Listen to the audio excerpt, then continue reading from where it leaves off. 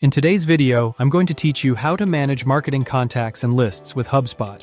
Start on your HubSpot home screen, then head to the CRM panel and open Contacts. We'll begin by narrowing your view so you're only working with the people who matter for a specific initiative. Click Advanced Filters.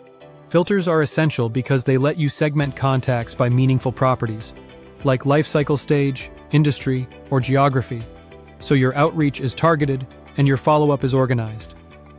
Click Add Filter, then search for the property called Industry and select it. For this example, choose the value computers. This instantly shows all contacts who share that industry, making it easier to tailor messaging or prioritize sales efforts around a particular vertical. Next, select the checkbox beside name to highlight all filtered contacts in the current view. Click More, then choose Create Tasks. We'll create a follow-up plan for this segment. Set the task type to call so these show up as call tasks in your queue. Set the priority to high to make sure they surface at the top of your daily list.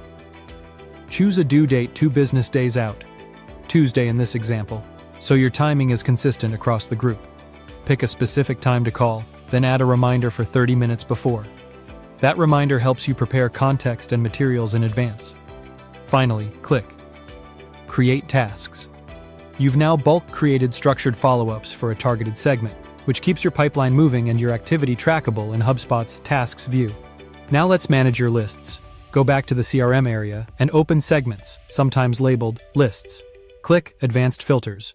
Filtering here helps you find and audit lists quickly, especially when you're working across multiple teams or recent campaigns. Click Add Filter, then search for Created and select it. The Created filter is useful for locating lists based on when they were made, perfect for reporting, quality checks, or revisiting assets from a recent launch. Choose the operator as between. Set the date from February 4th to February 7th. This narrows your results to lists created within that window, so you can review them for accuracy, consolidate duplicates, or repurpose them for a new workflow. Click Create to apply the filter and view the matching lists. To recap, you filtered contacts by industry, selected the relevant group, and bulk created timely, high-priority call tasks with reminders. Then you filtered lists by creation date to quickly surface and manage the right list assets. This approach keeps your marketing database clean, your follow-up disciplined, and your reporting reliable. If this was helpful, subscribe for more.